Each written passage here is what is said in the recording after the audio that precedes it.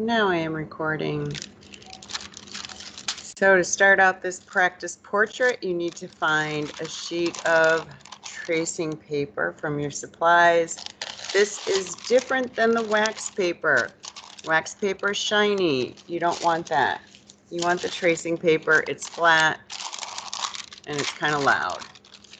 You want the image that you chose for the portrait assignment, and you want a sheet from the pad of painting paper that says oil and acrylic on the back.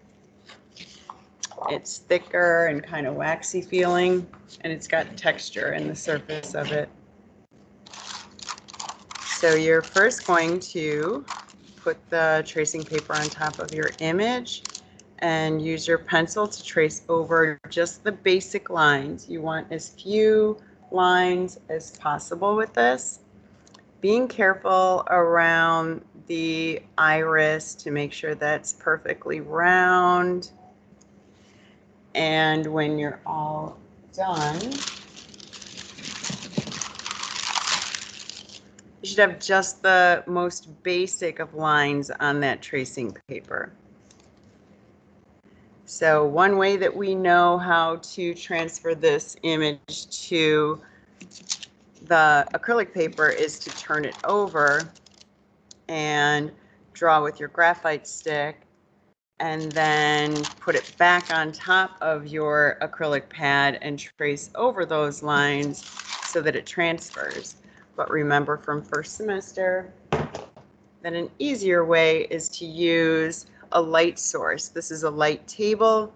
You have a window in your house that you can use instead. You'll take that tracing paper image, tape it down to the window, put your acrylic painting paper on top of it, and then I suggest using a colored pencil and very lightly, with light pressure, trace over all of those lines. And then you're going to grab your board and tape it down. We tape this down because when the paint gets this paper wet, it bubbles up underneath you. So don't be lazy and only tape the corners.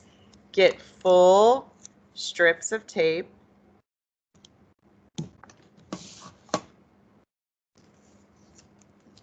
and tape down all sides.